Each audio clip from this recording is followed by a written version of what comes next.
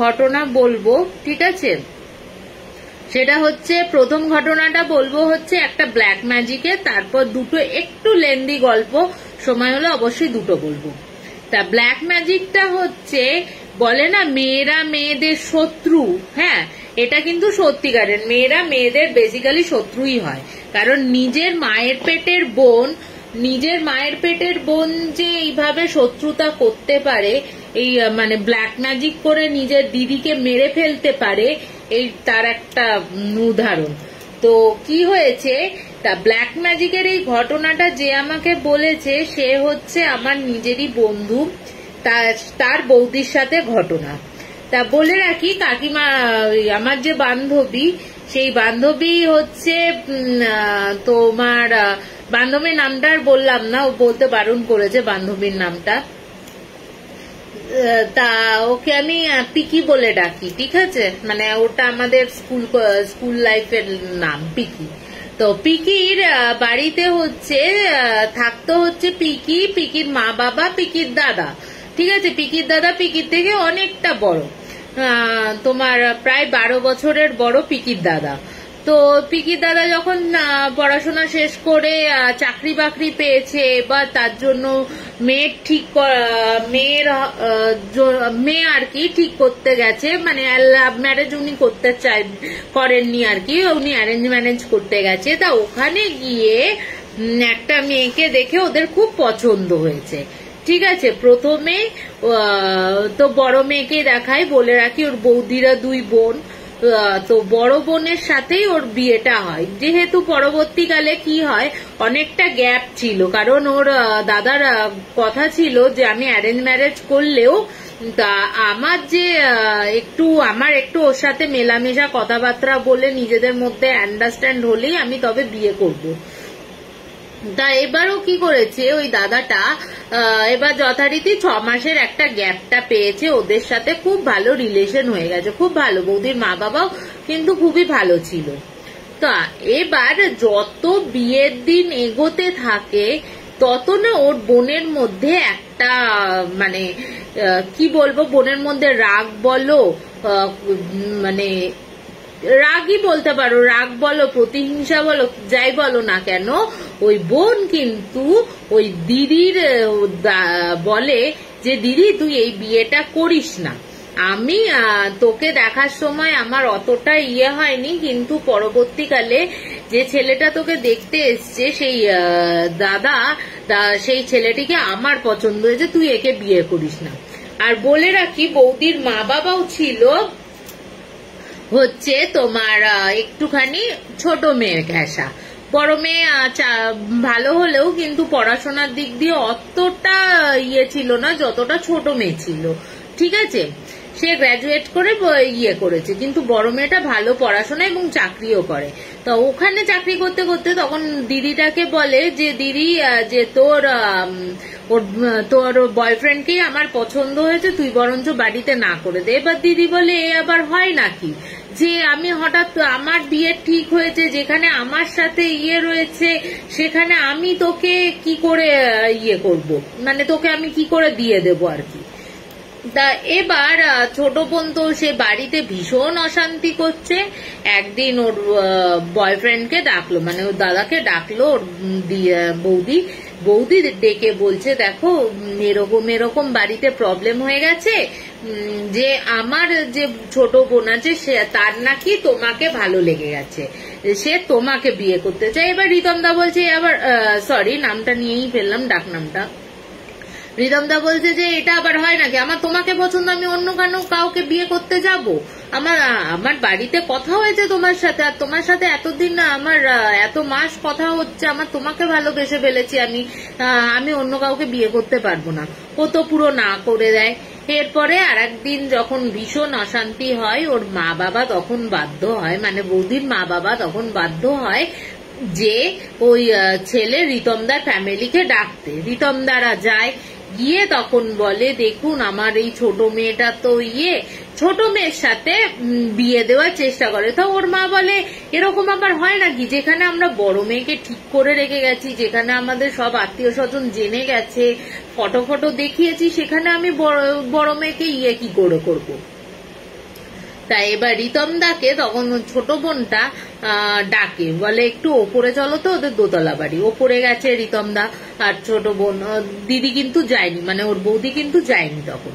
তা রিতমদা গিয়ে তখন রিতমদাকে বলছে যে তোমাকে আমি ভালোবাসি, তোমাকে আমি বিয়ে করতে চাই।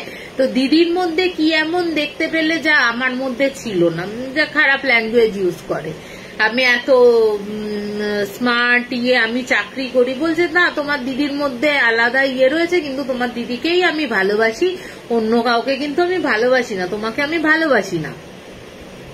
বিয়ে করতে হলে তোমার দিদিকেই আমি বিয়ে করব, অন্য কাউকে না। তো এরপরে ও না খুব রেগে যায়। এরপরে ও বলে যে আমি দেখবো যে তুমি কি করে দিদির সাথে সুখে সংসার করতে পারো। দিদি আমার জীবনের পথের ঘাটা, তো আমাদের দুজনের কিভাবে কি করতে হয় সেটা আমি জানবো। এবার যথারীতি তো ওরা চলে যায়, রিতমদার বাড়ির লোকও চলে যায় যথারীতি। আর একদিন ডেট ঠিক হয়ে যায়, বিয়ের ডেটও ঠিক করে। কিন্তু বিয়ের ডেট যত এগিয়ে আসতে থাকে তত ওর বোন যেন আরো উগ্র হয়ে যায়, যেন বাড়িতে প্রচন্ড অশান্তি করছে, দিদিকে মারধর করছে, মা বাবাকে করছে, মানে সে পাগল হয়ে গেছে হচ্ছে রিতমদাকে বিয়ে করার জন্য। এবার রিতমদা একদিন বলছে যে ওর দিদির বাড়িতে, মানে ওর বৌদির বাড়িতে এত ঝগড়া হয়েছে, মানে এতটাই অশান্তি হয়েছে বৌদির বাড়িতে। তখন না মানে বৌদি কাঁদতে কাঁদতে ফোন করেছে যে আমাকে প্রচন্ড ওরা মারধর করছে। হ্যাঁ, আমাকে ওরা প্রচন্ড মারধর করছে, মারধর করার পর তোমার বোন আমাকে মারছে, এমনকি আমার মা বাবাও মেরেছে, আমি কি করব বুঝতে পারছি না, তুমি বরঞ্চ আমার বোনকেই বিয়ে করো। এই বলে কিন্তু ওকে বিয়ে বলে। ও ছেলে রিতমদা তো কিছুতেই রাজি হয় না। রিতমদা বলে তুমি এক কাপড়ে আমার সাথে বাড়ি থেকে বেরিয়ে আসতে পারবে? তখন ও বলেছে হ্যাঁ। তো রিতমদা আবার বাড়িতে জানায় যে এরকম এরকম ব্যাপার হয়েছে। তা তখন রিতমদার মা বাবা বলে ঠিক আছে, তুই এত যখন অত্যাচার হচ্ছে ওই মেয়েটার ওপর, তুই কিন্তু নিয়ে চলে আয়। রাত্রির বেলাতে মেয়েটাকে নিয়ে রিতমদা নিয়ে চলে আসে বৌদিকে। পরে একটা ভালো দিন দেখে প্রথমে ওর মাসির বাড়িতে রাখে, মানে রিতমদার মাসির বাড়িতে মেয়েকে রাখে। পরে একটা দিন দেখে তোমার ভালো একটা দিন দেখে ওদের বিয়েটা হয়ে যায়। এবার একটা বছর কিন্তু যখন ওকে নিয়ে চলে আসে, একটা বছর কিন্তু কোনো যোগাযোগ ছিল না রিতমদাদের সাথে ওর শ্বশুর বাড়ি, ঠিক আছে। এবার এক বছর পর হঠাৎ করে ওদের যেদিন বিয়ের তারিখ আসে, সেদিন হঠাৎ করে ওর বোন এসে উপস্থিত হয়। বোন বলে দিদি আমার ভুল হয়ে গেছে, আমি ভুল বুঝতে পেরেছি, মা বাবাও ভুলটা বুঝতে পেরেছে, তোকে মা বাবা যেতে বলেছে, রিতমদাকেও যেতে বলেছে, এইভাবে তো চলতে পারে না, তুই এক কাজ কর, তুই আমার সাথে চ। তখন রিতমদা বলেছে না, আমি গেলে আমার সাথেই যাবে, তুমি বরঞ্চ আজকের দিনটা থাকো, আমরা তিনজনেই একসাথে যাব। তো ও তো থেকে গেছে। থেকে গিয়ে ও যখন বাড়িতে গেছে, বাড়িতে গিয়ে একদিন ছিল, থাকার পর রিতমদার অফিস বললো যে তুমি যদি দুদিন থাকতে চাও থাকতে পারো, আমার তো অফিস রয়েছে, আমার তো ওখান থেকে যাতায়াত করতে হবে, এবং বেশ কিছুটা দূরে, ঠিক আছে, ওদের বাড়ি থেকে, রিতমদাদের বাড়ি থেকে ওদের বাড়ি অনেকটা দূরে। এবার তোমার হয়েছে, তোমার রিতমদা তো দিয়ে চলে গেল। এরপরে বেশ 2-3 দিন বাদে মানে ওর বউ ফোন করেছে, বৌদি ফোন করে বলছে অনেকদিন তো হলো, তুমি এসে নিয়ে যাও। নিয়ে গেছে, এবার বাড়িতে এসছে। বলছে বাড়িতে আসার পর থেকে আমরা যে বৌদি এত মানে চঞ্চল ছিল, ওর বউ খুব চঞ্চল ছিল, যে মা বাবা সারাক্ষণ বাড়িটাকে মাতিয়ে রাখতো, ও হঠাৎ করে চুপ হয়ে গেল, একদম চুপ, মানে কারোর সাথে বেশি কথা বলছে না। আমি যদি মানে ননদের সাথে খুব ভালো বন্ডিং ছিল ওর, ননদকে মানে আমার বান্ধবীর সাথে, তা ওর বান্ধবী আমাকে বলছে তুই তো নিজেও আমি নিজেও বৌদিকে দেখেছি, খুব ভালো ছিল বৌদিটি। তা বৌদি তখন বলছে আমার সাথে, আমি যদি হয়তো কোথাও যাচ্ছি, ও তখন বলে আমিও যাবো, করব, কিন্তু ও না বাড়ি থেকে আসার পর একদম চুপচাপ হয়ে যায়, এবং ও যে পরিমাণ খাওয়াটা শুরু করেছিল সেই পরিমাণ খাওয়াটা বন্ধ হয়ে যায়, এবং সারাক্ষণ না বলতে থাকে আমার গাটা না খুব জ্বালা জ্বালা করছে, মানে মাঝে সাঝেই বলতে থাকে গাটা খুব জ্বালা জ্বালা করছে। তা ওকে তো বিভিন্ন ও স্নান ফান করে আসে, গায়ে পাউডার তোলা হয়, ডাক্তারের স্কিনের ডাক্তারকে দেখানো হয়, কিন্তু কোনো প্রবলেম ধরা পড়ে না। তা এরপর থেকে না বৌদি কি হতে থাকে, বৌদি না একটু চিচিরানি হতে থাকে, মানে শরীরটা যদি ভালো না থাকে, অনেকে দেখবে বাচ্চারা একটু চিচির করে, বা আমাদেরও অনেক সময় শরীর খারাপ হলে আমাদেরও রাগটা বেশি হয়ে যায়, কারোর উপর রাগটা বেশি দেখায় আর কি। সেটা আমার নিজের ক্ষেত্রেও হয়, কখনো আমার বরের ওপর দেখায়, কখনো ছেলের ওপর দেখায় শরীর খারাপ থাকলে।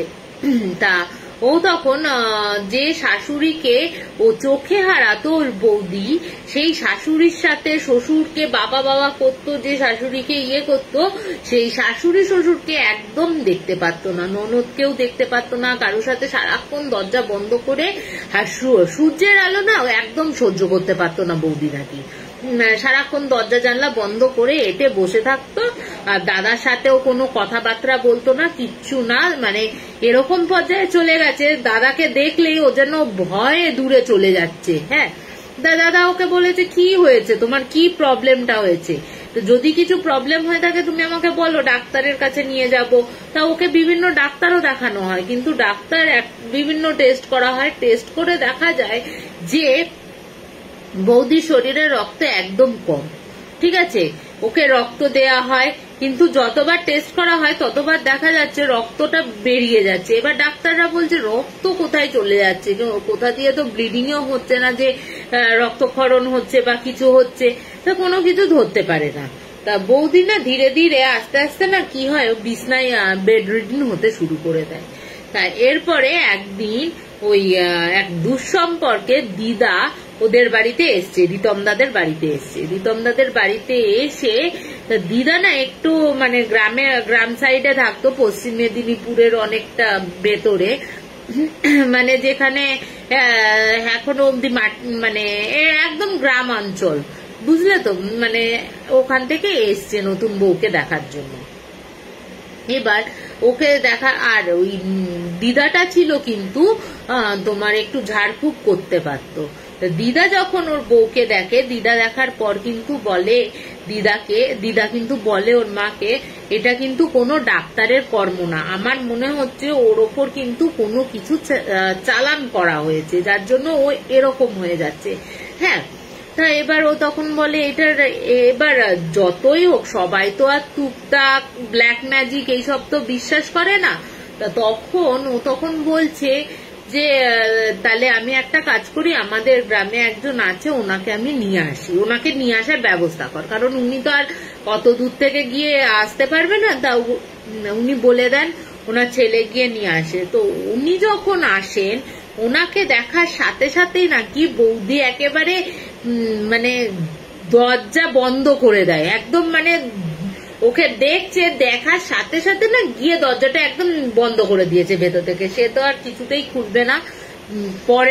পরে দরজাটা ভেঙেও বৌদিকে বার করা হয়, ততক্ষণ ওকে দেখানো হয়, ওই ইয়েকে দেখিয়ে বলে ওকে তো রক্তপিশাচ চালনা করা হয়েছে, এবং রক্তপিশাচ চালনা করেছে ওরই কোনো নিকট আত্মীয়, মানে শ্বশুর বাড়ির কোনো না, ওর বাপের বাড়ির কেউ চালনা করা হয়েছে। তা এবার ও তখন এবার গুরুদেব বলে তো এ যা রক্তপিশাচ ওকে ধরেছে, আর ওর ওপর আরো যা সব ক্রিয়া করা রয়েছে সেইগুলো কিন্তু সম্ভব না, আর আমি যদি এই ছাড়িয়েও দিও কিন্তু বেশি দিন বাঁচবে না। ঠিক আছে, ওর ওপর মানে মারাত্মক রকমের করা রয়েছে। আপনি তখন ওই তান্ত্রিকও বলেছিল আপনি পৃথিবীর যে প্রান্তেই ওকে নিয়ে যান না কেন, যত ভালোই কেউ আসুক না কেন, ওকে কিন্তু কেউ ঠিক করতে পারবে না, ওর কিন্তু মৃত্যু অবধারিত, ওর অলরেডি মানে আধাও মরেই গেছে। হ্যাঁ, আমি ওকে ছাড়ানোর পরপরই দেখবেন একদিনও যায় কিনা। ঠিক আছে, আমি ওকে ছাড়িয়ে দিচ্ছি, আপনারাও ভগবানের নাম নিন, ভগবানকে করতে থাকুন যাতে ও না হয়, মানে মারা না যায় আর কি, কিন্তু 99% চান্স আছে মারা যাওয়ার। ওকে মানে পুরোটা খেয়ে ফেলেছে ভেতর থেকে রক্তপিশাচ। তা এবার তো যথারীতি ওকে যজ্ঞের সামনে বসানো হয়, ওরা ক্রিয়াকলাপ করে, ক্রিয়া করানোর পর ওকে ও কিন্তু অনেকটা বেটার ফিল করে। বেটার ফিল করার পর যখন সমস্ত ছাড়ানো হয়ে যায়, এবার ও যখন ওই তান্ত্রিকটা বাড়ির দিকে ও রওনা হয়েছে, ও তখন ওর শাশুড়িকে গিয়ে বলছে আমার না শরীরটা ভালো লাগছে না, আমি না গিয়ে শুচ্ছি। তাও শাশুড়ি বলছে হ্যাঁ হ্যাঁ তুমি গিয়ে শো। তা ও তখন ননদ বলছে তোমার যদি কিছু দরকার লাগে তুমি একটু আমাকে বলো, আমাকে ডেকো, আমি আছি। হ্যাঁ, তো ও গিয়ে শুয়েছে। বলছে আমি ওর বোন আর কি, আমার যে বান্ধবী, সে 15-20 মিনিট বাদে ওর বাড়িতে গেছে, সরি বাড়িতে বলছি ওর ঘরে গেছে। ওর ঘরে গিয়ে দেখে ওর বৌদি কিন্তু কোনো সারা শব্দ দিচ্ছে না, নিঃশ্বাসও করছে না। এরপর ওর বৌদিকে মানে ওর মাকে ডাকে, দাদাকে ডাকে, দেখানোর পর কিন্তু দেখা যায় বউটি কিন্তু মারা গেছে। মানে একদিনও আর টাইম দিল না, ওই তান্ত্রিকও বাড়ি থেকে চলে গেল, তারপরেই মানে 2-1 ঘন্টার মধ্যেই কিন্তু মারা গেল মেয়েটি। তারপরে তো ও তখন আবার ওর বাড়ির লোককে জানানো হয়, বাড়ির লোককে সমস্ত কথা বলে। বাড়ির লোকই তখন বলছে দিদি যখন মারা গেছে, ওর বোন বলছে বাড়ির লোক তো এসছে, বলছে দিদি তো মারা গেলে একটা বোনের কি হয় সেটা আমি নিজেও জানি। আমার দিদিকে এই আগের বছর হারিয়েছি, আমরা এখনো নিজের শোকটা ভুলে উঠতে পারিনি। ওর শোকটা মনে হয় ও আছে এখনো এখানে আমাদের কাছে। তা বলছে এরকম মনে হয়, কিন্তু ওর যে বোনটা মানে দিদি মারা গেছে, ওর যেন মুখে তৃপ্তির হাসি, যে হ্যাঁ এবার আমি যেন পাবো। প্রায় এই করে করে কেটে গেছে। এবার তখন ও বলেছে, ও মাঝখানে তো এটা করে 6 মাস কেটে গেছে বললাম আগেরটা।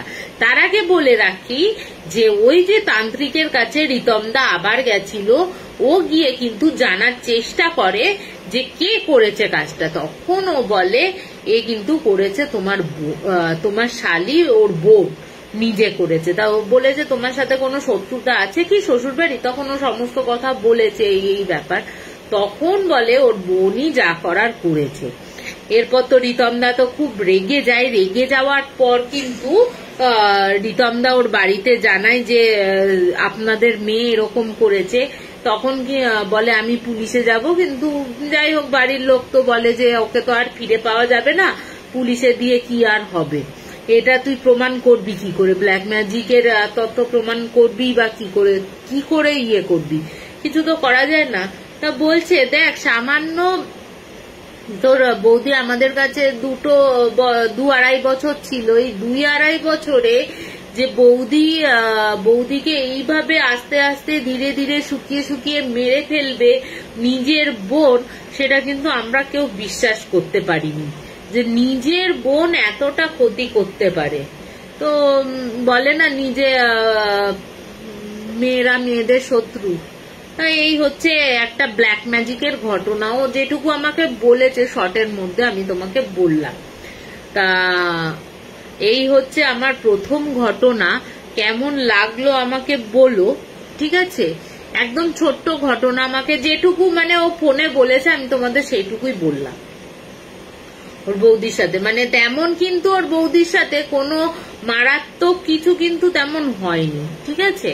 যে একদম মেরে ফেলছে খেয়ে ফেলছে এরকম কিছু না। ও শুধু গাটা জ্বালা করতো আর তোমার ওই চিচিরানি ভাবটা এসে গেছিল, অন্ধকার, সারাক্ষণ ঘরটাকে অন্ধকার করে রাখতো, সূর্যের আলো সহ্য করতে পারতো না এরকম। তাই এই হচ্ছে আমার প্রথম ঘটনা। কেমন লাগলো একটু জানিও আমাকে। কোনো কমেন্ট দেখতে পাচ্ছি না আমি এখানে।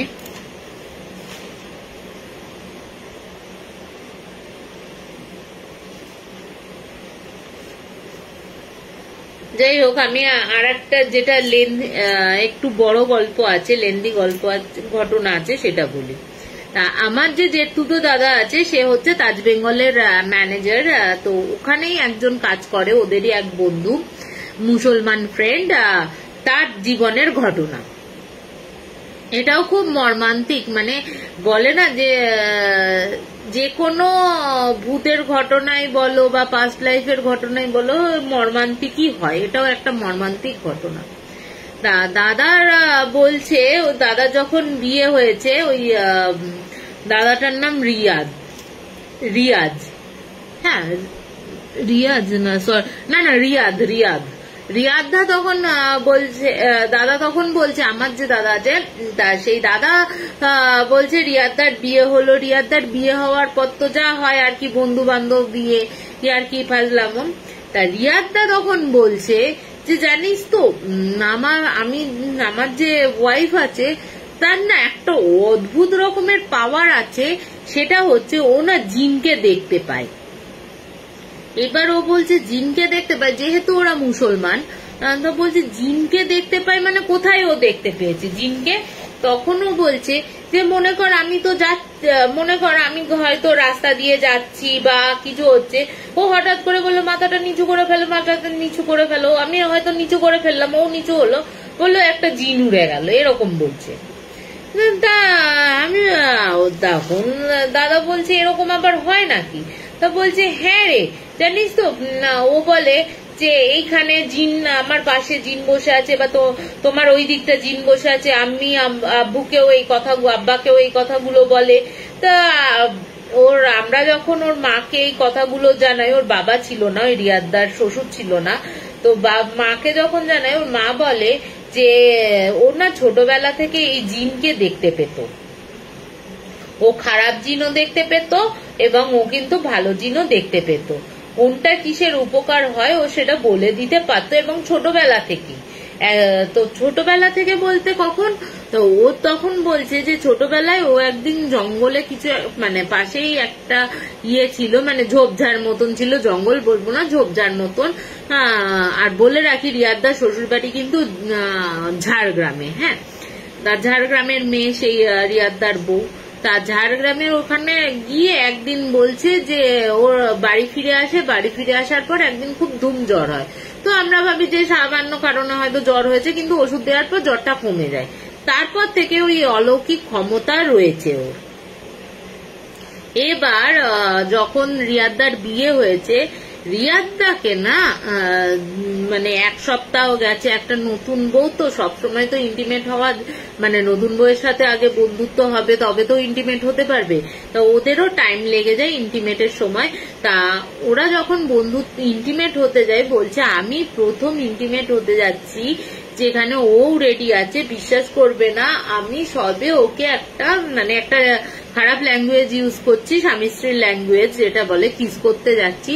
বলছে বিশ্বাস করবে না, আমার পিঠের ওপর না, আমি তো ওর ওপর করেছি, ঠিক মনে হলো এরকম ভাবে সজোরে আমার পিঠের ওপর কেউ যেন 5 আঙুলের মানে এক চড় মারলো পিঠের ওপর, মানে এরকম ভাবে সজোরে মারলে যেমন হয় ওরকম। বলছে পিঠে পুরো 5 আঙুলের দাগ হয়ে গেল আর প্রচন্ড জ্বালা করছে। হ্যাঁ, তো এবার আমরা তখন, ওর বউও ভয় পেয়ে গেছে, বউ বলছে না না কি আমি কিছু করিনি। ও তখন বলছে তুমি কি করে করবে, তুমি করনি, বুঝতেই পেরেছি কিছু একটা তো হয়েছে। তা ওর বউও না কিছু আমতা করতে গিয়ে চুপ হয়ে যায়, ওর বউও কিছু বলতে পারে না। তা ওরা যথারীতি কিছু না হয়ে শুয়ে পড়েছে যে যার মতো।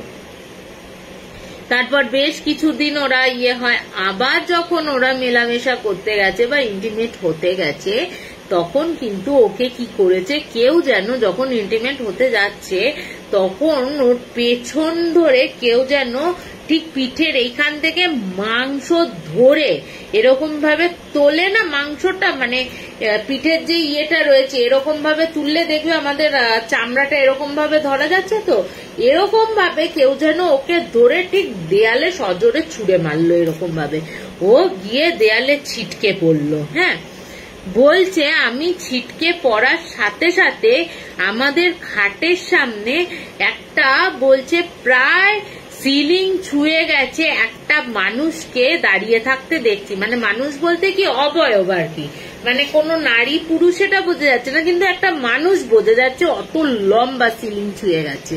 হ্যাঁ, ওই দেখে না রিয়াদদা তখন চিৎকার করে ওঠে। হ্যাঁ, চিৎকার করে উঠতে তো ওর আশেপাশে যা মা বাবা ছিল তখন ও বলে যে কি হয়েছে কি হয়েছে, তো ওরা তখন যেহেতু অবিন্যস্ত অবস্থা ছিল, একটু ঠিক হওয়ার পর দরজা খোলার পর বলে এরকম এরকম দেখেছি।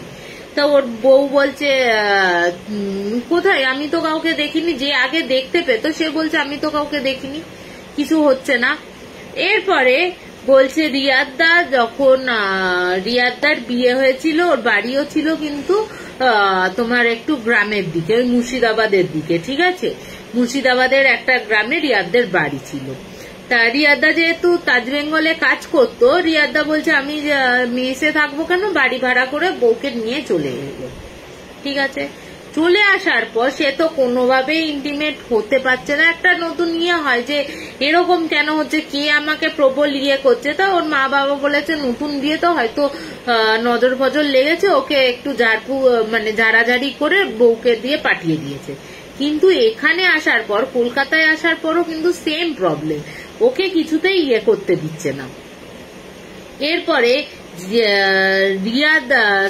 এরপরে যে রিয়াদদার বউ আছে সে কিন্তু কোনোদিন কলকাতা শহর ঘোরেনি, সেহেতু নতুন বিয়ে হয়েছে, নতুন বউকে নিয়ে একটু ঘুরতে বেড়াতে গেছে, ঘুরছে ফিরছে। এরপরে বলছে বেশ অনেক কটা বছর আমার কেটে যায়। ঠিক আছে, মানে অনেক কটা বছর বলতে 2-3 বছর ওদের বিয়ের কেটে যায়। হঠাৎ করে রিয়াদদা একদিন দাদাকে বলছে যে জানিস তো আমার বউকে না জিনে ধরেছে। বলছে জিনে ধরেছে, কি বলছিস, জিন আবার হয় নাকি? ও আমার দাদা আবার এইসব বিশ্বাস করে না, একদম পুরো নাস্তিক, না ঠাকুর বিশ্বাস করে না ইয়ে বিশ্বাস করে। ও বলছে জিন আবার হয় না, গিয়েও না হেসে পেলে বলছে।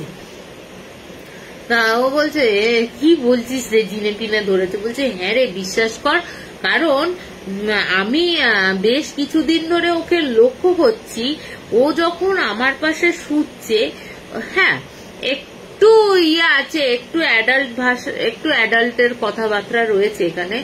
বলছে ঠিক যেন মনে ওকে যেন খুব বিশাল কেউ সুখ দিচ্ছে এরকমও আওয়াজ করছে। কিন্তু এবার আমি যখন উঠে বসেছি, এটা কিন্তু বিয়ের 2-3 বছর হয়ে গেছে অলরেডি, তার আগে পর্যন্ত ওকে যতবার ইন্টিমেট হতে চেয়েছে ও কিন্তু হতে দেয়নি। তারা যতদিন না ইন্টিমেট হয়েছে ততদিন কিন্তু, যতদিন ওর ইন্টিমেট না হয়েছে ততদিন কিন্তু ওর কোনো প্রবলেম হয়নি। এবার যতদিন ওরা ট্রাই করতে গেছে ততদিনই ওই রিয়াদদার ওপর আক্রমণ চালিয়েছে কেউ না কেউ।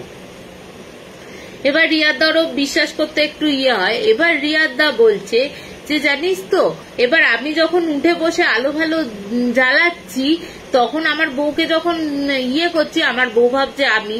ও বলছে তুমি উঠে গেলে কেন, ইয়ে করলে কেন, ভালো লাগছিল এরকম জড়িয়ে ধরতে। বলছে আমি কিছু করিনি ভাই, এরকম বলে। তাহলে কে করবে? ও অবাক হয়ে যাচ্ছে এরকম ভাবে, হ্যাঁ, যে এরকম মানে প্রত্যেক দিনই এরকম একটা অকওয়ার্ড সিচুয়েশন স্বামী স্ত্রী দুজনে ভোগ করছে।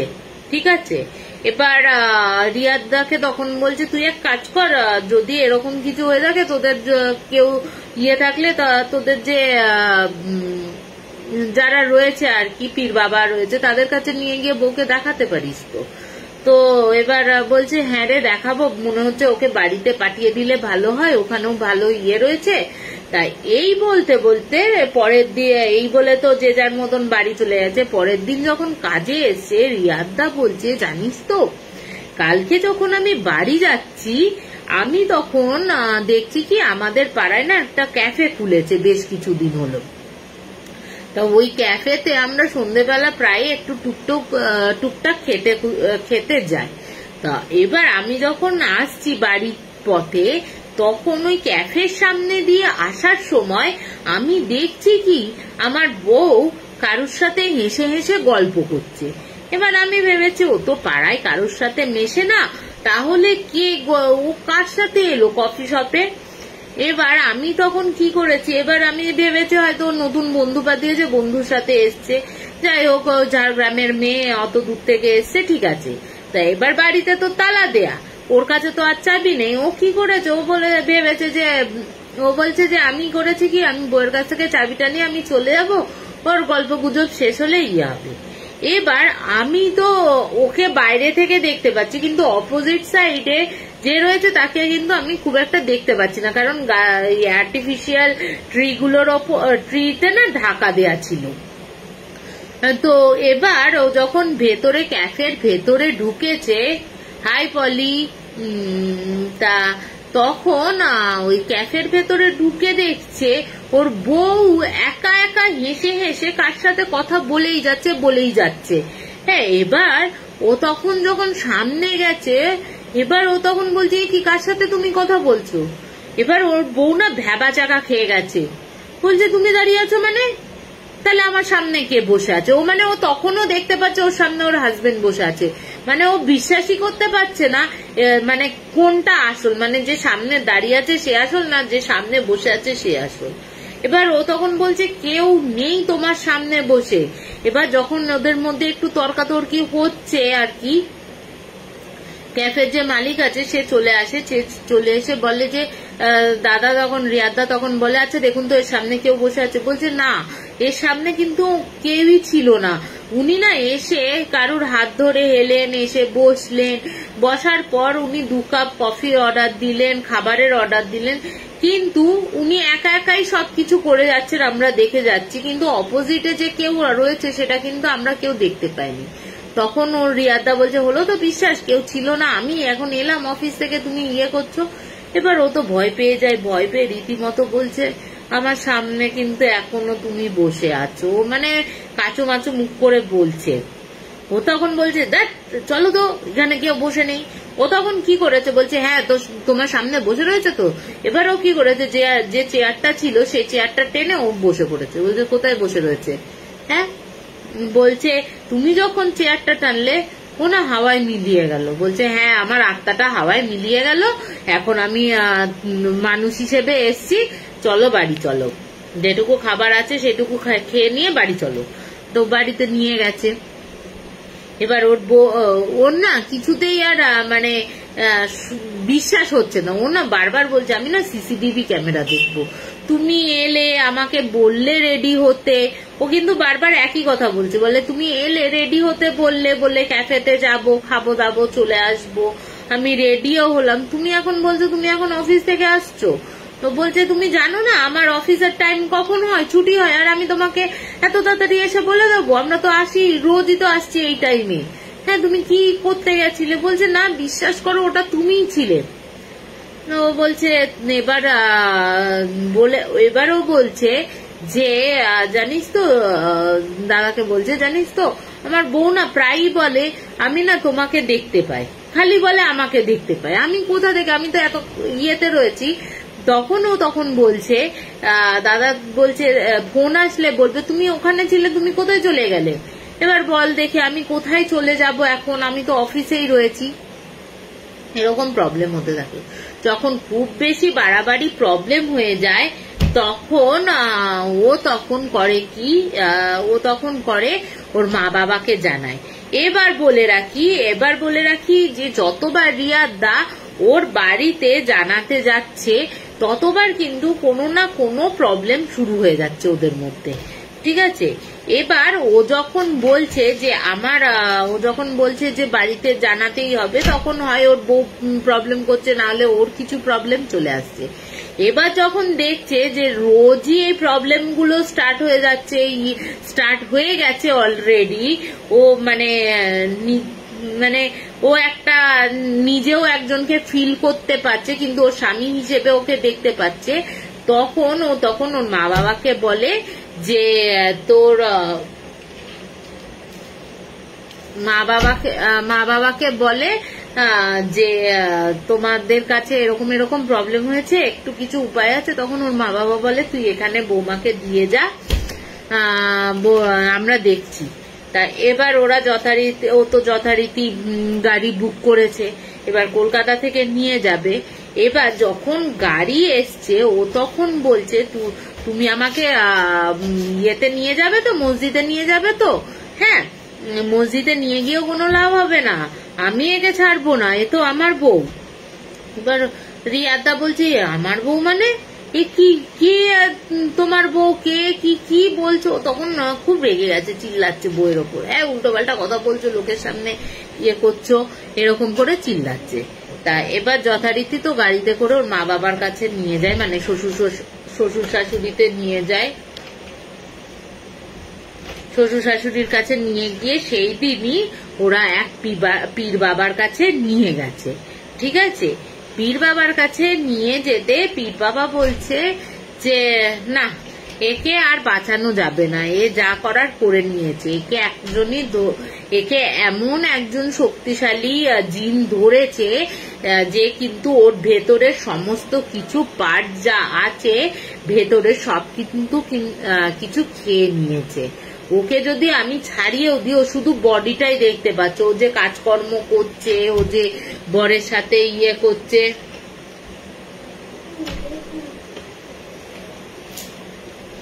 ঠিক আছে, তুই এখানে শুয়ে গল্প শোন। তো কাজকর্ম করছে, ওই কাজকর্ম কিন্তু তোমার বউ করছে না, মানে আপনাদের বৌমা করছে না, ওই জিন চালিত ওকে করে রেখেছে। জিন ওকে মানে ওকে ধরে রেখেছে এমন ভাবে, মানে ওর জিনটাই ওর বিবাহিত ইয়ে। আমি যদি এই জিনটাকে ছাড়িয়ে দিই, ও কিন্তু সঙ্গে সঙ্গে মারা যাবে। ওর ভেতরে আর কিছু নেই, ওর আত্মাটা অনেকদিন আগেই ও শেষ করে দিয়েছে ওর আত্মাটাকে। তাই এরপর তো জিনকে নিয়ে তো আর ঘর করা যায় না। তো তখন ওর যে রিয়াদদার শ্বশুর বাড়ির লোকজনকেও ডাকা হয়, শ্বশুর বাড়ির লোকজনকেও বলা হয় এরকম এরকম প্রবলেম হয়েছে। তো বলছে যখন ওই পীর বাবার কাছে যখন রিয়াদদার শ্বশুর শাশুড়ি গেছে, তখন এই শ্বশুর শাশুড়ি বলছি শাশুড়ি মা গেছেন, তখন পীর বাবা নাকি জিজ্ঞাসা করেছেন, এ তো একদিনের জিন না, এ তো বহুদিনের জিন, ওর সাথেই তো রয়েছে। ওকে কিন্তু যা আপনারা দেখছেন ছোটবেলাতেই ওকে কিন্তু মেরে ফেলে দিয়েছে। ঠিক আছে, ও যে বড় হয়েছে, ওর যে বিয়ে হয়েছে, ও কোনো মানুষ না, কিন্তু ওর কোনো দেখতে মানুষের মতন হলে আপনার মেয়ে কিন্তু না, ওর ভেতরে কিন্তু জিনের আত্মা রয়েছে এবং শক্তিশালী। ওকে বের করতে পারা গেলেও আপনার মেয়ে কিন্তু বেঁচে ফিরবে না, কারণ ওর আত্মাটা আর নেই। তখন বলছে যে হ্যাঁ, আমার ছোটবেলায় এরকমও কোনো এক মানে ঝোপঝাড়ে ঘুরতে গিয়ে ওখানে গা ভারী হয়ে যায়, তারপর বাড়িতে আসে, বাড়িতে আসার পর বলে যে বাড়িতে আসার পর ওর জ্বর হয়, কিন্তু তারপর থেকে কিন্তু আর কোনো প্রবলেম হয় না, কিন্তু ও প্রায় জিনকে দেখতে পেত, মানে খারাপ জিন হোক ভালো জিন হোক। বলছে না, ও যেটা দেখতে পেত, ওর সাথে যে জিনটা বাস করতো ও ওকেই দেখতে পেত। এবং ও তখন বলছে যে বিয়েটা তাহলে, বলছে বিয়েটা যেটা হয়েছে সেটা কিন্তু জিন কিন্তু ও জিনের সাথে ওই ছেলেটার বিয়ে হয়েছে, মানে রিয়াদদার বিয়ে হয়েছে জিনের সাথে। মানুষটা হয়তো মানে রক্ত শরীরে। বলছে আপনারা যদি জিনটাকে বের করে আপনারা যদি বডিটাকে পোস্টমর্টম করানো হয়, তাহলে আপনারা সেটা বুঝতেই পারবেন কি হয়েছে ওর ভেতরে।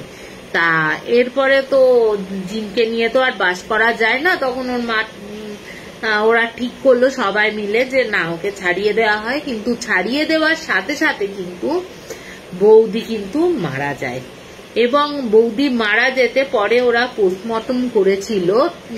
পোস্টমর্টম করাতে ওরা দেখতে পায় যে ভেতরে সত্যি কোনো হার্ট নেই, লিভার নেই, কোনো কিডনি নেই, কিচ্ছু নেই, এমনকি ভেতরটা পুরো রক্ত শূন্য। ওই একটা মানুষের যে রক্ত শূন্য হলে যে শরীরের ওপর একটা চাপ বা ইয়েটা পড়ে বা শরীর ফ্যাকাশে হয়ে যায়, সেটা কিন্তু ওর মধ্যে ছিল না। ওই জিনটাকে বার করে দেওয়ার পর কিন্তু ওই ইয়ে হয়েছে, বৌদি কিন্তু মারা যায়। আগেই মরে গেছিল, জিনের অতটা শক্তি ইয়ে করতে পারেনি বলে জিনের আত্মাটা ওকে বাঁচিয়ে রেখেছিল। যে জিনটাকে বার করা হলো ও কিন্তু মারা গেল। তা রিয়াদদা বলছে যে কি বিভৎস অবস্থায় আমরা ওই ছিলাম, মানে প্রত্যেক দিন আমি দেখছি আমার বউকে মানে কেউ একজন মানে কি বলবো আর সুখ দিচ্ছে, সেটা আমি নই, বউ ভাবছে আমি দিচ্ছি, সেখানে ইয়ে করছে, মানে জিনই ওকে সমস্ত কিছু, মানে ও যে এসে নাটক করছে বা ইয়ে করছে, সমস্ত কিছুই কিন্তু ওই জিনটাই করছিল। ও কিন্তু অন্য কেউ করছিল না, ওই জিনটি কিন্তু নাটক করছিল। ওই জিনটাই কিন্তু জানতো যে ও কিন্তু আর নেই। জিনটাই মানে রিয়াদদার সাথে জিনের ওই জিন মেয়েটার বিয়ে হলো, ওই সমস্ত কিছু ওকে দেখতো, ইয়ে করতো, ওই যা কিছু করতো, ওই মানে ওদের চোখ ওয়াশ মানে আই ওয়াশ করার জন্য এইসব করতো জিনটা, মানে বাঁচিয়ে রেখেছিল ওকে কোনোভাবে। রিয়াদদার এই গল্পটা ঘটনাটা শুনে সত্যি অবাক লেগে যায় যে জিনও এরকম খারাপ জিনও আছে যে ভেতরের বলছে পোস্টমর্টম রিপোর্টও লোকে অবাক হয়ে গেছে যে একটা ভেতরে কোনো কাটা নেই, কোনো কিছু নেই, তার ভেতরে হার্ট নেই, লিভার নেই, কিডনি নেই, মানে অন্ত্রগুলো নেই, কিচ্ছু নেই, ভেতরটা ফাঁকা, রক্ত নেই পর্যন্ত। ডাক্তাররাও অবাক হয়ে গেছে, পুলিশরাও অবাক হয়ে গেছে। তো যাই হোক, এই একটা ঘটনা রিয়াদার জীবনে ঘটেছিল যে জিনকে সাথে নিয়ে বেশ কয়েকটা বছর কাটাতে হয়েছিল। তা এই হচ্ছে আমার দ্বিতীয় ঘটনা। তা কেমন লাগলো একটু বলো। তো বলছে নাকি মানে জিনটা কিন্তু ওই বৌদিকে কিন্তু খুব মানে কোনো অত্যাচার করেনি, যে অনেক জিন আছে না যে খুব অত্যাচার করে, ও কিন্তু কোনো অত্যাচার করেনি, মানে ওকে ভালোবেসেই সবকিছু মানে দিত আর কি, মানে না চাইতেই সবকিছু পেয়ে যেত আর ভাবতো যে ওর বর এনে দিয়েছে। তো যাই হোক, এই একটা ঘটনা। কেমন লাগলো আমাকে বলো। তো কোনো কিছু আমি দেখতে পাচ্ছি না, কোনো দেখতে পাচ্ছি না, আমি কমেন্ট দেখতে পাচ্ছি না। আমি একটু বাদে আবার কমেন্টের উত্তরগুলো দিয়ে দেবো, ঠিক আছে? তা একটু বলো দেখি তোমাদের কেমন লাগলো আমার এই ঘটনাটা। তা বেশ অদ্ভুত না, জিন একটা মানুষকে খেয়ে তাকে আবার তার শরীরে প্রবেশ করে তার অন্য ছেলেকে বিয়ে করে, বেশ অদ্ভুত ঘটনা। তা আর একটা যেটা বলছি সেটা হচ্ছে, এই দাদাটাও একটা মানে হিলিং এর কাজ করে। ওই দাদার একটা বাড়িতে গেছিল, সেই বাড়ির ঘটনা বলি, ঠিক আছে? একটু দাঁড়াও।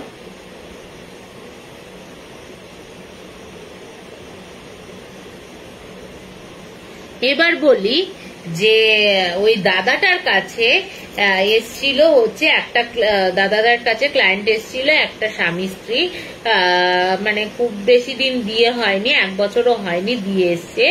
তারা এসে বলে যে আমরা আপনার মানে বহু তান্ত্রিককে দেখা, আমাদের একটা পৈতৃক সূত্রে বাড়ি পেয়ে, মানে পৈতৃক সূত্রে অ্যাকচুয়ালি আমরা হচ্ছে জমিদার বাড়ির পৈতৃক সূত্রে আমরা উত্তরাখণ্ডের একটা বাড়ি আমি পেয়েছি। সেই বাড়িটায় কিছু একটা প্রবলেম রয়েছে। এবার দাদা তখন জিজ্ঞেস করে কি প্রবলেম রয়েছে। দাদা তখনও বলছে যে এবার আমরা তো যখন বিয়ে হয়েছে তখন আমরা ঠিক করি যে হানিমুনে আমরা উত্তরাখণ্ড ঘুরতে যাব এবং থাকার জন্য ওই বাড়িটা ঠিক করে রাখা হয়েছে।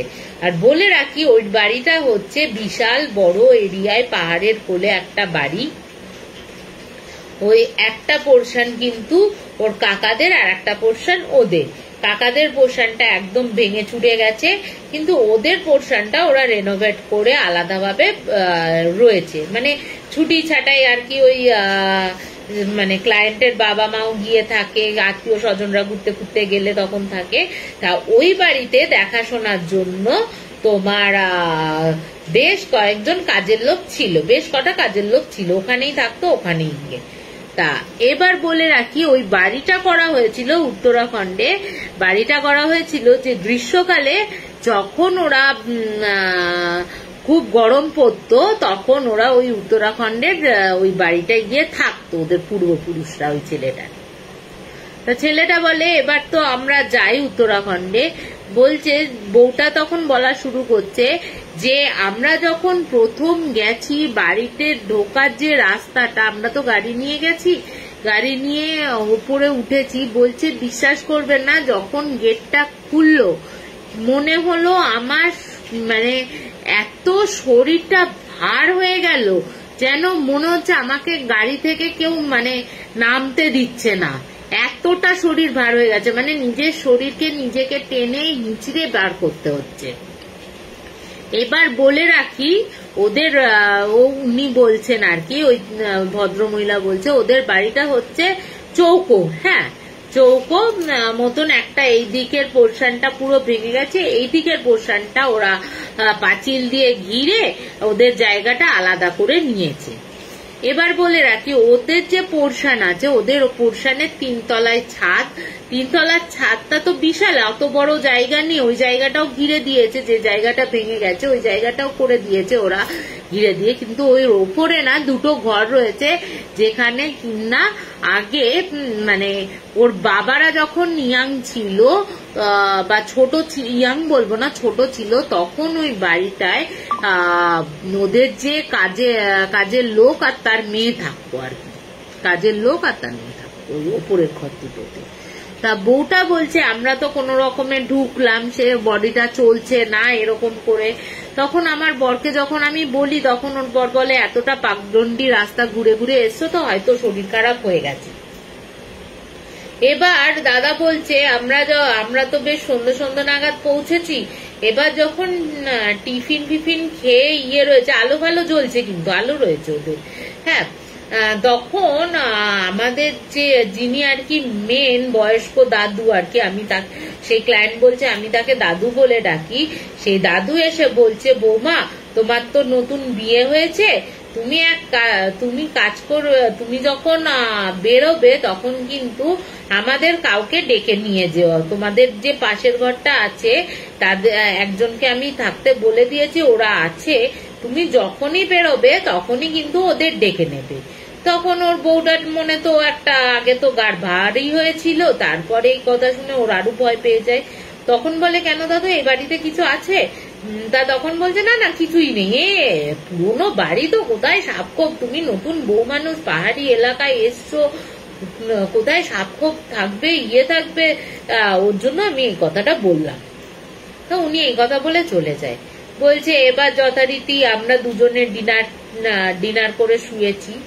বলছে রাত মানে তাড়াতাড়ি, বলছে ওখানে না মানে তাড়াতাড়ি রাত 9টা 9:30টার মধ্যে ডিনারটা হয়ে যায়।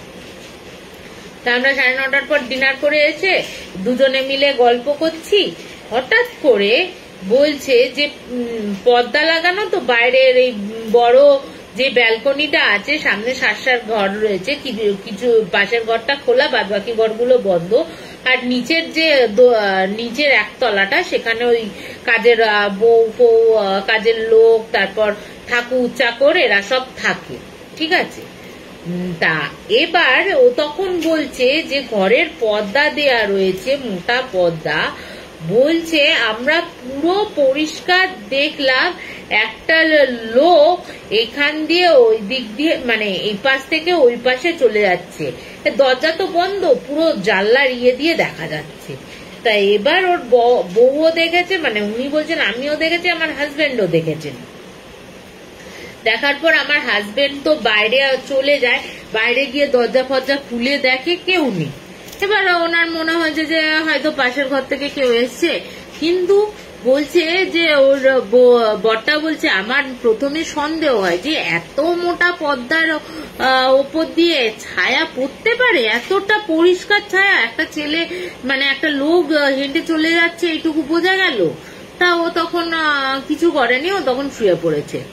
এরপরে যখন বেশ খানিকটা রাত হয়েছে, ওর বউ তখন বলছে আমি তখন হঠাৎ একটা আওয়াজ পাই, ওর বউ তখন বলছে কিনা ছুম ছুম ছুম ছুম করে আমাদের যে বারান্দাটা আছে সেই বারান্দার সামনে দিয়ে কেউ যেন হেঁটে চলে বেড়াচ্ছে। হ্যাঁ, এবার আমি তো ইয়ে করেছি, বরকে ডাকছি, বর তো গভীর ঘুমে আচ্ছন্ন, যেহেতু অতটা দূর থেকে লং ড্রাইভ করে এসছি। কিছুক্ষণ নিয়ে করার পর আমি পুরো শুনতে পাচ্ছি ছুম ছুম ছুম ছুম ছুম ছুম ছুম ছুম করতে করতে যেমন আস্তে আস্তে দূরে চলে যায় ওরকম আওয়াজটা হচ্ছে। কিন্তু যে দিকটা আওয়াজটা হচ্ছে সেই দিকটা কিন্তু মানে ওদের মানে বারান্দা দিয়ে গিয়ে ওই পাশটা দিয়ে মানে পুরো চৌকো তো, ওই পাশটা তো ভাঙা, ওই দিকটাতেও মানে চলে যাচ্ছে ওরকম আওয়াজ। ও যখন বরকে জোরে ধাক্কা দিয়ে তুলেছে, তোলার পর ও তখন বলছে কি এই শোনো তো, দেখো একটা বাইরে যেন নুপুরের আওয়াজ পাচ্ছি। এবার ও ঘুম চোখে রয়েছে, ঘুম চোখে তো তখন বুঝতে পারছে না। এবারও ভালো করে কানটা খুলে শুনছে যে হ্যাঁ কেউ যেন ছুমছুম করে যাচ্ছে। এবার ওর বর আবার দরজা খুলতে যায়, ও তখন মানা করে যে দরজা খোলার দরকার নেই। এরপরে পরের দিন তো সকালবেলা হয়েছে, পরের দিন সকালবেলা ওরা আবার ওই বুড়ো দাদুকে জিজ্ঞেস করে দাদু এরকম এরকম বুঝতে পেরেছি। তো দাদু না কিছু বলে না, ও এরকম একটু শোনায় যায়। আগেকার দিনের বাড়ি তো, বহু বছর আগেকার বাড়ি, এটা জমিদার বাড়ি, এখানে কত কিছু হয়েছে, একটু শোনা যায়, তোমরা ভয় পেও না। এরপরে বলছে যে এবার বলে রাখি, ওদের যে ব্যালকনিটা ছিল বহু চওড়া, ওদের ব্যালকনিতে একটা অ্যান্টিক দোলনা, মানে তখনকার দিনে মানে রাজারা সেই কারু কাজ করা দোলনায় ঝুলতো, ওরকম একটা দোলনা ছিল। তা বলছে এবার আমি যখন ফ্রেশ ভর দুপুরবেলা, বলছে আমি যখন দুপুরবেলা স্নান ফান করে ওপরের ঘরে এসছি, আমার বর তখন নিচে রয়েছে, হঠাৎ করে আমি যখন উপরে উঠে এসছি সিঁড়ি দিয়ে, তখন ওই সিঁড়ি দিয়ে উঠলে না ওই ইয়েটা দেখা যায়, দোলনাটা দেখা যায়। পুরো মনে হচ্ছে একটা মেয়ে দোলনায় বসে এরকম করে দোল খাচ্ছে। ওই দেখে আমি ভেবেছি নিচের বোধহয় কোনো বউ হয়তো দোল, মানে কাজের বউরাও ওখানটা বসে ইয়ে করতো, মানে পরিষ্কার করার সময় একটু দোল পড়তো। তো ও ভেবেছে, বলছে আমি এবার ওটা দেখে না অতটা পাত্তা দিইনি, এরকম করে দোল খাচ্ছে তো আমি অতটা পাত্তা দিইনি। পাত্তা না দিয়ে এবার আমি করেছি কি, ওই তোমার ওই দিক দিয়ে সিঁড়ি দিয়ে উঠে আমার ঘরের দিকে যে যেতে গেছি, তখন দেখছি যে শুধু দোলনাটা নড়ছে। মানে ওই সিঁড়ি দিয়ে উঠতে আমার ঘর হয়তো হার্ডলি 10 সেকেন্ড লেগেছে। ওই 10 সেকেন্ডের মধ্যে আমি যখন দেখেছি একটা মেয়ে বসে রয়েছে, সালোয়ার কামিজ বলছি, সরি, শাড়ি পরা একটা মেয়ে, আগেকার দিনের একটু শাড়ি পরা মেয়েটা বসে রয়েছে অল্প বয়সী। যখন ওই 10 সেকেন্ড বাদে আমি তখন গিয়ে দেখছি, তখন কেউ নেই, শুধু দোলনাটা ঝুলছে। এবার আমি তো নিচে এরকম উকিঝুঁকি ওই রেলিং দিয়ে উকিঝুঁকি মেরে দেখছে কেউ আছে কিনা। তা ও তখন ওর বরকে ডেকেছে, বরকে ডেকে তখন ও বলছে যে আমি তোমাকে একটু দেখলাম, দেখো না এই দোলনাটা কেমন করে নড়ছে, আর আমি না একজনকে বসে থাকতে দেখেছি এখানে। বলছে দূর, এইসব কথা শুনে, ওই দাদুর কথা শুনে তোমার মনে হয় অ্যালুসিয়েশন হচ্ছে, ও ভুলে যাও কিছু না। এরপরে বলছে বিশ্বাস করবে না, সেই দিন দুপুরবেলা শুয়েছি, সারা দুপুর আমাদের ওপরের যে দুটো ঘর ছিল সেই ঘর থেকে ধূপ ধূপ ধূপ ধূপ আওয়াজ, তা কেউ যেন জিনিসপত্র টানা হ্যাচড়া করছে, মেয়েলি গলার কান্নার আওয়াজ, এরকম ভর দুপুরবেলা ওরা শুনছে, মানে পরিষ্কার দিনের আলোতে শুনছে।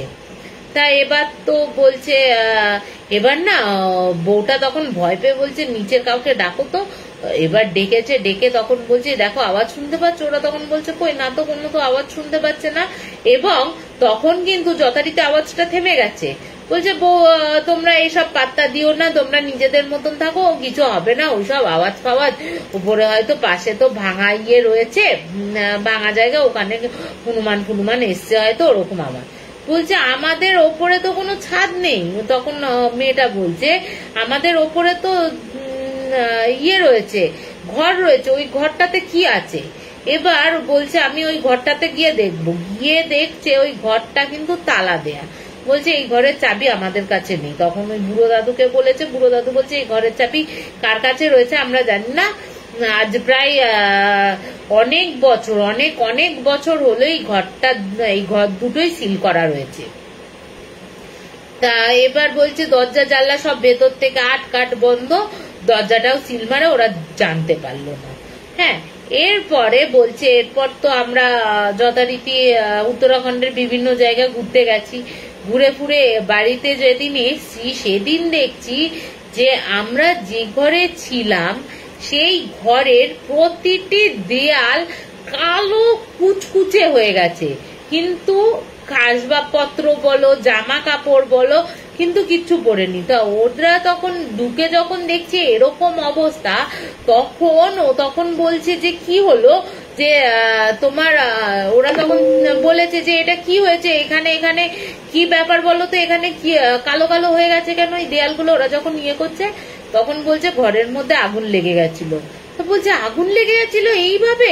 বলছে সিলিং পর্যন্ত, অত বড় উঁচু সিলিং, ওই অব্দি আগুন লেগেছে, কিন্তু কোনো জিনিসপত্র, এমনকি আমার একটা ডায়েরি ছিল, ওই ডায়েরিতে পর্যন্ত আগুন লাগেনি। অদ্ভুত ব্যাপার। তো বলছে যে এরপরে আমরা কিন্তু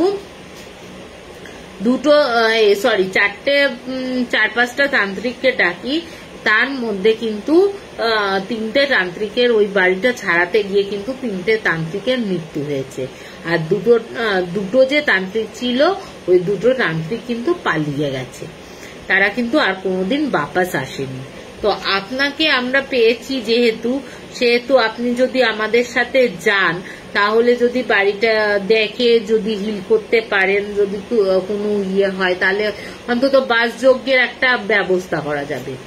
তা এরপরে ও তখন বলছে ঠিক আছে আমি যাব। দাদা তো দাদা গেল, গিয়ে বলছে বিশ্বাস করবে না, আমি যখন যাচ্ছি মানে ওই বউটা ঠিক বললো না যে মানে গা প্রচন্ড ভারী হয়ে যাচ্ছে, পা যেন চলতে চাইছে না। দাদা বলছে আমার ঠিক এরকম মনে হলো, আর বললো গাছপালা এরকম তো পাহাড়ের ইয়েতে গাছপালার ফাঁক দিয়ে না বাড়িটা দেখা যাচ্ছিল। হ্যাঁ, তা আমি যখন হেঁটে হেঁটে উঠছি ওই বাড়িটা দেখা যাচ্ছে, আর মনে হচ্ছে কতগুলো যেন ওই বাড়ির অবয়ব ওই বাড়ির ছাদে রয়েছে। এবার ও কিন্তু খুব যে খুব যে রাতের বেলা গেছে তা কিন্তু না, মানে দিনের আলো তখনও রয়েছে, ওরকম দেখতে পাচ্ছে। এবার ও তো গেছে, গিয়ে ও যখন বলছে আমার সাথে আর একজনকে নিয়ে গেছিলাম, ঠিক আছে। তা আমি আর ও ছেলেটি যখন ঢুকছি বাড়িতে, বলছে বিশ্বাস করবে না, আমি যখন গেটটা খুলেছি, নর্মাল গেট, কোনো কারেন্ট ফারেন্ট দেয়া নেই, ঠিক মনে হলো গেটটা যখন ধরেছি ঠিক মনে হলো আমাদের শরীরে প্রচন্ড একটা ঝটকা লাগলো, হাতটা মানে আমরা ছিটকে পেছনে সরে এলাম, যেন মনে হলো কারেন্ট মারলো। এরপর তো আমি যথারীতি ওর যা পদ্ধতি রয়েছে উনি সেই পদ্ধতি অ্যাপ্লাই করে ভেতরে ঢোকেন। ভেতরে ঢোকার পর ওরা তো ছিলই, স্বামী স্ত্রী তো ছিলই। এরপরে তো ওরা বলে যে আমরা একটু বাড়িটা পুরো দেখতে চাই। তা ওরা বলে আপনারা এত দূর থেকে এসছেন, আজকের দিনটা রেস্ট নিই, আপনাদের ঘর আমরা ঠিক রেডি করে রেখেছি, আজকে রেস্ট নিন, আপনারা করুন। বলছে না, যা করতে হবে আমাকে রাতেই করতে হবে, রাতেই দেখতে হবে। এরপরে ও তখন কিছুটা বিশ্রাম নিয়ে রেস্ট নিয়ে ও তখন করে কি, ও তখন পুরো বাড়িটা ঘুরতে থাকে। এবার ও বলে যে এই আধা পোর্শনটা কেন ভেঙে রয়েছে, এই আধা পোর্শনটা কার? তখন ও বলছে এই আধা পোর্শনটা হচ্ছে আমার কাকার, কাকা কোনোদিনও এই বাড়িতে আসেনি, ঠিক আছে। এবার ও তখন ও কিন্তু আরো ভেতরের যে কাহিনী রয়েছে, ছেলে মানে যে ক্লায়েন্ট তারা কিন্তু কিছু জানতো না, এই ঘটনাটা স্রেফ ওই বুড়ো দাদুটাই জানত। তাই এরপর ওরা ডিনার ফিনার করে চারিদিকে বাড়ি ফাড়ি দেখেছে, ও ছাদেও গেছে। বলছে আমি যখন গেছি ছাদে, ওই ঘরটা যখন ওই ঘরটার সামনে দাঁড়িয়েছি, বলছে বিশ্বাস করবে না, আমরা প্রত্যেকে কান্নার আওয়াজ শুনেছি, প্রত্যেকে কেউ যেন করুণ স্বরে খুব অত্যাচার করে কেউ কাউকে মেরে ফেললে যেমন কান্নার আওয়াজ হয়, ওই কান্নার আওয়াজ। কিন্তু বিশ্বাস করবে না, আমি যেই হাতটা এরকম দরজায় দিয়েছি, যেহেতু পরে মানে যেহেতু বলেছে রাত্রিরে খোলা যাবে না দরজাটা, সেহেতু আমি দরজাটা হাত দিতেই না, বিশ্বাস করবে না, সে যেন কান্নার তীব্র আওয়াজ আরো বেড়ে গেল, যে ঘুমিয়ে ঘুমিয়ে কাঁদছিল যে যেন আরো তীব্র হাহাকার করে কাঁদতে শুরু করলো। এরপর তো আমরা ঘুরে ফিরে দেখে আসি, ডিনার করে শুতে যাই। শুতে যাওয়ার পর ও তখন বলছে যে বিশ্বাস করবে না, আমরা যখন শুতে যাচ্ছি, বলছে সারা বাড়িতে আমরা দেখতে পাচ্ছি ছায়া ঘুরে বেড়াচ্ছে, ছায়া ঘুরে বেড়াচ্ছে। বিশেষ করে একটা মেয়ের অস্তিত্ব বিশেষ করে আমরা পাচ্ছি, প্রবল অস্তিত্ব, যার ছুনছুন আওয়াজ পেয়েছি আমরা রাত্রির বেলায়, তার অবয়বকে এদিক থেকে ওই দিক বেরিয়ে যেতে দেখেছি। যারা দেখতে পাওয়ার ক্ষমতা রয়েছে, দাদা বলছে যদি দেখার ইচ্ছা করে, তারা যদি তোমাকে দেখার জন্য দেখা দেওয়ার ইচ্ছা থাকে, তারা তোমাকে দেখা দেবে, আদারওয়াইজ তোমাকে কিন্তু দেখা দেবে না। তাই এবার আমরা দেখি একটা মেয়ে ওরকম মাথ পরে শাড়ি পরা, মানে সেই আগেকার দিনে যেমন মেয়েরা শাড়ি পরতো ওরকম শাড়ি পরে চুমচুম করে ওই দিক থেকে চলে যাচ্ছে। তা ও তখন বলে যে বাড়ির কোনো হিস্ট্রি আছে। তা ও তখন ক্লায়েন্টকে বলে আপনারা যদি এই বাড়ির কোনো হিস্ট্রি জেনে থাকেন, যে এই মেয়েটিকে বলছে আমরা কিছু জানি না এই ব্যাপারটা, আমাদের বাড়িতেও কোনোদিন আলোচনা হয়নি বা আমাদের কেউ কখনো এই কথাগুলো জানায়নি, ঠিক আছে। এরপরে দাদা বলছে তাহলে আপনাদের যে সবচেয়ে বয়স্ক উনি নিশ্চয়ই কিছু জানেন, যেহেতু উনি প্রথম থেকে অনেক বছর ধরে এই বাড়িতে আছেন। তখন ওই দাদুকে ডেকে পাঠানো হয়। ডেকে পাঠিয়ে দাদু তখন বলে যে হ্যাঁ, এই বাড়িতে একটা করুণ কাহিনী রয়েছে, কিন্তু এই বাড়িতে যে আমরা আছি, হ্যাঁ বলছে এই বাড়িতে তো শুধু একটা আত্মা না, অনেকগুলো আত্মা রয়েছে এই বাড়িতে, মানে অন্তত কিছু না হলেও 20-25 জনের এন্টিটি আমি নিজে বুঝতে পেরেছি।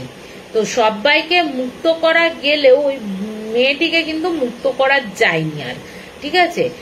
ওইটা পরে আসছি ওই দিকটা। তখন এবার বলছে যে এই তুমি দাদু প্রথমে তো বলতে চাইনি উনি, তা তখন উনি দাদা বলে যে আপনি যদি এই বাড়ির হিস্ট্রি না জানান তাহলে কিন্তু এই বাড়িটাকে রক্ষা করা মুশকিল হয়ে যাবে আপনাদের। তখন ও বলছে আপনারা যাই করে নিন না কেন, ও কিন্তু কোনোভাবেই যাবে না।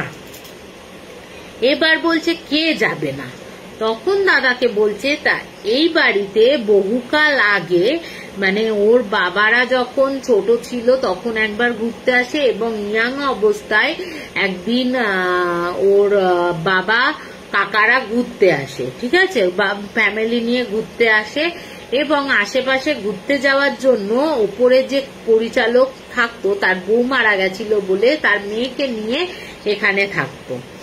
সেই মেয়েটি ছিল অপরূপ সুন্দরী, আর যিনি মানে এই দাদাবাবুর যে কাকা, সেই ছোট দাদাবাবু হচ্ছে প্রচন্ড বদরাগী আর মেয়ে মানুষের ওপর লোভ আর কি। উনি যে ভাষায় বলেছেন আমি সেই ভাষাতেই বলছি, মানে দুশ্চরিত্র একটা লোক, ঠিক আছে।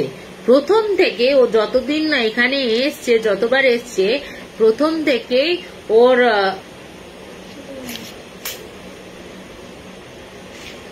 এক মিনিট দাদা, কি হয়েছে, ঘুম এসছে?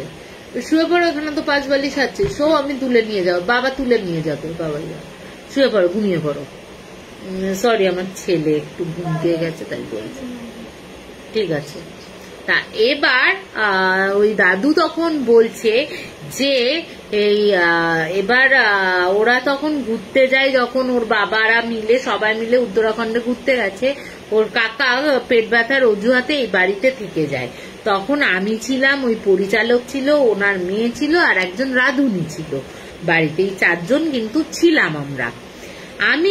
আমাকে তখন ও বলে যে তুমি এক কাজ করো, তুমি ওই গ্রাম থেকে আমার জন্য একটু নিয়ে আসো, মানে নেশার জিনিস নিয়ে আসো, এসব বলেছে। ওকে বাড়ি পাঠিয়ে দেয়। রান্নার বউ তো রান্না করে আগেই চলে গেছে, আর ছিল ওই পরিচালক আর পরিচালিকার মেয়ে। এবার ও তখন করেছে কি, ও প্রচন্ড মদ্যপ হয়, প্রচন্ড মাল খায়, মাল খেয়ে মানে মদ্যপ অবস্থায় ও তখন ওই ওপরের ঘরে যায় এবং মেয়েটির সাথে জোর জবরদস্তি রেপ অ্যান্ড মার্ডার করে দেয়। মার্ডার করার পর ও যখন রেপ হচ্ছে, যখন দেখছে চিল্লাচ্ছে, ওর বাবা তখন ওকে আটকাতে যায় এবং বাবাকে কিন্তু এমন এক বাড়ি মারে মাথায় আচমকা, ওর বাবা কিন্তু ওখানেই অজ্ঞান হয়ে পড়ে যায়। পরবর্তীকালে ও রেপ অ্যান্ড মার্ডার করে ওই যে ঘরটা রয়েছে, আপনারা সকালবেলা মানে আপনারা গিয়ে দেখতে পাবেন যে ওই ঘরটা যেখানটা খোঁড়া রয়েছে, ওই ঘরের কিছুটা খোঁড়া জায়গাতে ওকে আধা মাটি চাপা দিয়ে চলে আসে। এবার আমি যখন বাড়ি ফিরে আসি, দেখি বাড়িটা পুরো চুপচাপ হয়ে গেছে, কেউ আসছে না এবার আমি তখন ছোট দাদাবাবুকে ডাকি, ছোট দাদাবাবু চলে আসে, কিন্তু ছোট দাদাবাবুকে দেখে না কেমন একটা যেন লাগছিল, যে উদ্ভ্রান্তের মতন। এবার ছোট দাদাবাবু বলছে আমি কিন্তু কাল সকালেই চলে যাব। তা এবার ওরা তখন বলছে তা আপনার মা বাবারা তো এখনো আসতে দেরি আছে, তা আপনি তো থাকবেন বললেন। তো বলছে না, আমরা কাল সকালবেলায় আমি চলে যাবো এখান থেকে। তো বলছি একদম ভোর রাতের মানে রাত থাকতে থাকতে ও বেরিয়ে চলে যায় পাগলের মতো। এরপর আমরা কিন্তু বহুদিন বলছি, এরপরে আমরা রাতটুকু খুঁজি ওকে, যখন বেরিয়ে চলে যাচ্ছে তখন বলছে এবার আমাদের যে দুজন পরিচালক আর তার মেয়ে ছিল তাদের কিন্তু আমরা খোঁজ করি। ও তখন বলে আরে ওরা তো ওই পাশের গ্রামে এক কি প্রোগ্রাম হচ্ছে ওই প্রোগ্রাম দেখতে গেছে, মেয়ে খুব জেদ ধরেছিল ও তাই মেয়েকে নিয়ে গেছে, বলে গেছে কাল ফিরবে রাতে। এবার ওরা তখন বলছে কোথায় প্রোগ্রাম হচ্ছে, এবার ও বলছে যে আমাকে বললো না তো, মেয়েকে নিয়ে চলে গেল। বলছে হ্যাঁ মেয়েকে নিয়ে তো সন্ধ্যেবেলা চলে গেল, তোমাকেও পাঠিয়ে দিলাম, তো ওরাও চলে গেছে। এই মিথ্যে কথা বলেও ভোর রাতে বেরিয়ে চলে গেছে। এরপরে ও যখন করে, যখন দেখছে যে 2 দিন হয়ে গেছে 3 দিন হয়ে গেছে কোনো খোঁজ পাওয়া যাচ্ছে না, এবং ওরাও ঘুরে ফিরে আসে, ওর মা বাবা মানে ক্লায়েন্টের মা বাবা, তার মা বাবা বলছি ক্লায়েন্টের বাবা, তার ঠাকুমা দাদু যখন ফিরে আসে তখন সবাইকে জানানো হয় এরকম এরকম ব্যাপার। তা ওরা তখন খোঁজ করতে থাকে, পুলিশে কমপ্লেন করা হয়। পুলিশ এসে পুরো বাড়িটা তন্ন তন্ন করে, যেহেতু ওদের খুব একটা ওপরে যাওয়ার দরকার পড়তো না, ছাদে যাওয়ার দরকার পড়তো না, ওরা কিন্তু ছাদের ঘরটাও খোঁজ করেনি খুব ইয়েতে। এবার পুলিশ যখন গিয়ে খোঁজ করতে যায়, গিয়ে দেখে ওই মেয়েটা 2 দিন যেহেতু হয়ে গেছে, মাটির মধ্যে আধা চাপা অবস্থায়, মানে পাটা বেরিয়ে রয়েছে, পুরো বডিটা চাপা দেওয়া অবস্থায় রয়েছে। আর ওর বাবা মানে ওর বাবাকে মাথায় বাড়ি মেরে মাথার পেছনটা পুরো ফাটিয়ে দিয়েছে, রক্ত কালশিতে পড়ে করে কালচে হয়ে ওখানে মরে পড়ে রয়েছে ওরা। তারপর তো বডি হয়ে যায়। কিন্তু দেখা যায় যখন পুলিশ নিয়ে যায়, তখনকার দিনে পুলিশ নিয়ে যেতে দেখা যায় যে তাকে কিন্তু মানে করা হয়েছে, রেপ করা হয়েছে। এবার তখনকার দিনে তো অতটা তো আর ছিল না, কে করেছে কি করেছে না করেছে অত কিছু না দিয়ে, ওর মা বাবা যেহেতু জমিদারও ছিল, জমিদার একটা উচ্চ বংশ, তাদের টাকা পয়সারও কোনো অভাব ছিল না, তারা টাকা দিয়ে পুলিশের মুখ বন্ধ করে দেয়। এরপরে থেকে নাকি ওই মেয়েটা ওদের দেখা দিতে শুরু করে। ও তখন বলেছে নাকি, ও একদিন বলছে, একদিন আমাদের সামনে এসে আমরা নিচে বসে রয়েছি, ওই মেয়েটি এসে, মানে মেয়েটি কি বলতো হঠাৎ করে মরে গেছে, তো ও তখনও রিয়েলাইজ করতে পারেনি যে মরে গেছে। ও যেমন রক্ত মাংসের মতো নাচতো, ও আমাদের কাছে এসে বলতো কি গো দাদু দাও খেতে দাও করে, এরকম বলতো, এরকম ভাবেই আসতো। এরপরে বলছে যে যত দিন থাকে তত কিন্তু ওর উৎপাত বাড়তে থাকে, মানে এরকম যখন তখন ভয় দেখানো মানে কি, মরে তো গেছে স্বাভাবিক না, তোমার সামনে যদি এখন মৃত মানুষ এসে দাঁড়ায় তোমার হার্টবিট এমনি বেড়ে যাবে বা ভয় লাগবে। তা ওদেরও তাই হতো। এবার ওরা কি করে, এই গ্রামেরই এক দেখে, কোনো এক পুরোহিতকে ডেকে নিজেদের ঘরগুলো বাঁধিয়ে শরীর বাঁধিয়ে নেয়। এরপর থেকে নাকি ওর একতলায় খুব একটা দেখা যেত না, ওই পুরো ঘরটা মানে 2 তলা আর 3 তলার মধ্যে ওর বিচরণ থাকতো।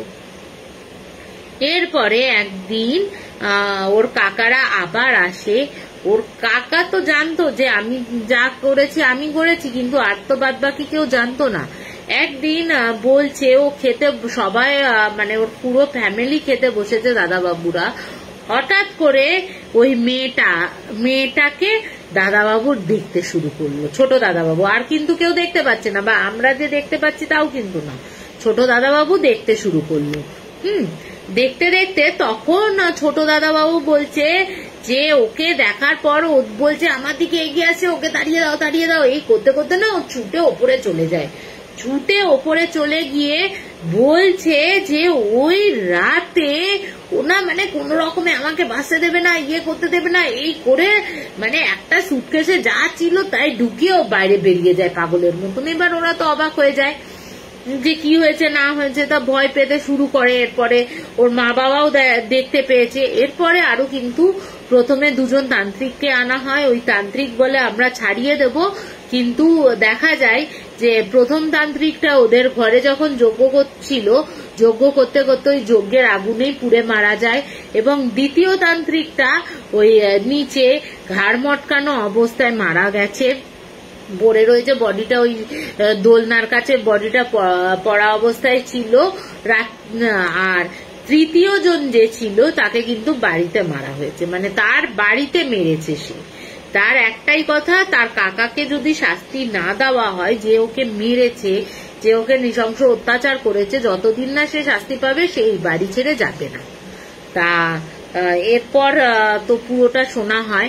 এরপরে বলছে যে আমি যখন বলি যে ওপরের ঘরটা খোলার জন্য, বলছে এ তো বেঁধে বা অনেকদিন বন্ধ আছে, কি দরকার, দরকার, এরকম করে বলে।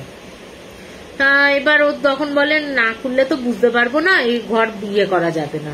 বলছে বিশ্বাস করবে না, ওই তালা দিয়ে আধা ঘন্টা ধরে ওরা খোলার চেষ্টা করছে, খুলতে পারছে না। এবার আমি যেই একটুখানি তোমার আমার কাছে যে পবিত্র জল ছিল ওটা ওই তালার মধ্যে ছিটিয়ে করে যে খুলেছি, আপনি আপ কিন্তু খুলে গেছে দরজাটা, ঠিক আছে, আপনি আপ খুলে গেছে, খুলে যেতে তালাটা খুলে গেছে আর দরজাটাও আপনি আপ খুলেছে। গিয়ে দেখি তো খোড়া ফোড়া রয়েছে, মেয়েটার জামা কাপড় রয়েছে। তা ওখানে আমি বসে ওর ক্রিয়া চালু করে, কিন্তু ক্রিয়াতে ও কিন্তু পরিষ্কার সবাইয়ের সামনে, এবং যারা ক্লায়েন্ট ছিল তারা বলে তার কাকুকে যদি না আনা হয়, তার কাকুকে তার সামনে যদি না আনা হয়, সে কিন্তু এই বাড়িটাকে ছেড়ে যাবে না, তার আত্মা মুক্তি পাবে না। কিন্তু সেই যে ওর কাকা বাড়ি থেকে পালিয়ে চলে গেছিল, তারপরে কিন্তু ওর কাকা আর কোনোদিন ওই উত্তরাখণ্ডের বাড়িতে পা রাখেনি। এরপরে যথারীতি আরো যেসব এন্টিটি ছিল, আত্মারা ছিল, তাদের কিন্তু তাড়ানো গেল, ওই মেয়েটিকে তাড়ানো যায় না। এরপরে দাদা বলে যতদিন না ওর কাকা আসবে ততদিন কিন্তু যাবে না, একে বরঞ্চ আমরা একটা কাজ করতে পারি, একে এইভাবে বন্দি করেই রাখা যেতে পারে। ও তো নিচে চলাফেরা করতো, সেভাবে বন্ধন করা হয়নি, আমি এই ঘরটাকে পুরো বন্ধন করে দিয়ে যাচ্ছি, ও আর দোতলায় বা একতলায় আর যাবে না। তা ওকে ওই পুরোভাবে বন্ধন করে দেয়া হয়। এরপরে কিন্তু আর কোনো প্রবলেম, ওই ওপরের ঘরে ধূপধাপ কান্নার আওয়াজ পাওয়া গেলেও আর কিন্তু কোনো ওকে দেখা যেত না, বা আরো যে এন্টিটি গুলো ছিল তাদের কাউকে কিন্তু দেখা যেত না। তা বেশ কয়েক মাস বাদে ও তখন ওই যে ক্লায়েন্টে ছিল, সে বলে যে জানেন তো আমরা ঠিক করি যে কাকুকে নিয়ে যাব, কাকুকে কিন্তু যেতে চায়নি, কিন্তু কাকিমা জোর করাতে কাকিমাকে এই সব কথা তো বলা হয়নি, যা জানি আমরা কজনই জানি আর জানি। তা নিয়ে যেতে কাকুকে ওই বাড়িতে যায়, আমরাও যাই, কিন্তু যেদিন কাকু যায় সেই দিনই রাত্রির বেলা কাকুর কিন্তু বডি ঝুলন্ত অবস্থায় অন্য একটা ঘরে, যে ঘরটা বাইরে থেকে তালা মারা ছিল, সেই ঘরের ভেতর মৃত অবস্থায় পাওয়া যায়। আমরা পরে যখন খুঁজে পাওয়া যাচ্ছে না, যখন আমরা আগেও যেহেতু শুনেছি যে এরকম ঘরে মেরে ফেলা হয়েছে, তা আমরা প্রত্যেকটা দরজা যখন খুলে দেখছি, তখন খুলে দেখি ওই ঘরটাতে কাকু গলায় দড়ি দিয়ে ঝুলে রয়েছে, কিন্তু বাইরে দিয়ে ছিটকিনি লাগানো, তালা লাগানো, যে কাকা যে কি করে ওই ভেতরে গেল সেটাই আমাদের আশ্চর্য। কিন্তু কাকার এই মৃত্যুর পর কিন্তু আর কোনো ওই কান্নার আওয়াজ বা দোতলায় যে ধূপধাপের আওয়াজ আমরা কিন্তু পাচ্ছি না। আপনি যদি এসে আবার যদি বাড়িটাকে একটু করে দেন, তা উনি আবার যায়, দাদা গিয়ে সমস্ত রিচুয়ালস করে ওই বাড়িটাকে পুরো বাঁধিয়ে ফাঁদিয়ে দিয়ে আসে। তো এখন আর কিন্তু আর কোনো প্রবলেম নেই ওই বাড়িতে। তা ওই একটা দাদা তখন বলেছিল, আমার বেশ লেগেছিল, সব আত্মারাই যদি এরকম নিজের খুনিদের শাস্তি দিতে পারতো খুব ভালো হতো। তাই এই হচ্ছে আমার একটা থার্ড ঘটনা। কেমন লাগলো তোমরা আমাকে জানিও। তাই এখানেই আমি শেষ করছি, অনেকটা টাইম হয়ে গেছে, 10:19 বাজে। তো আমি তোমাদের কমেন্টের উত্তর এখানে দিয়ে দেবো, ঠিক আছে? তো আজকে এখানেই আমি শেষ করছি।